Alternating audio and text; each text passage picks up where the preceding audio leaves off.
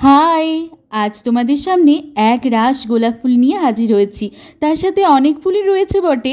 দেখো তো কেমন লাগছে। জানি তোমরাও জানতে চাইছো যে এই গোলাপগুলো আমি কিভাবে বানালাম, তো চলো দেখাই আজকে কিভাবে গোলাপগুলো বানালাম। এটা একটা জুয়েলারি সেট তৈরি করছি, তার জন্য ইয়ারিং গুলো বানাতে বাকি রয়েছে। ভাবলাম তোমাদেরকেও এর ফাঁকে গোলাপ বানানোটা দেখিয়ে দিই। আমার ইয়ারিং এর বেসটা চৌকো হবে, তাই বক্স কেটে নিয়েছি। আর দেখো গোল করে 5টা দাগ টেনে নিলাম। ঠিক যেভাবে দেখাচ্ছি এভাবেই করলে তোমরা গোলাপটা খুব ইজিলি বানিয়ে ফেলতে পারবে। আমার আর এই গোল দাগটা টানতে হয় না, আমি নিজে নিজেই মেজারমেন্ট করতে পারি। তোমাদের জন্যই এভাবে টেনে দেখাচ্ছি। এই 5টা লাইনকে সুতো দিয়ে কভার করার পর সুতোটা তুলে একটা সুতোর নিচে দিয়ে আর একটা সুতোর উপর দিয়ে এইভাবে করেই গোটাটা রাউন্ড রাউন্ড দিয়ে ঘোরাতে হবে। এই প্রসেসটা ততক্ষণ পর্যন্ত করতে হবে যতক্ষণ না এই দাগগুলো হাইট হচ্ছে।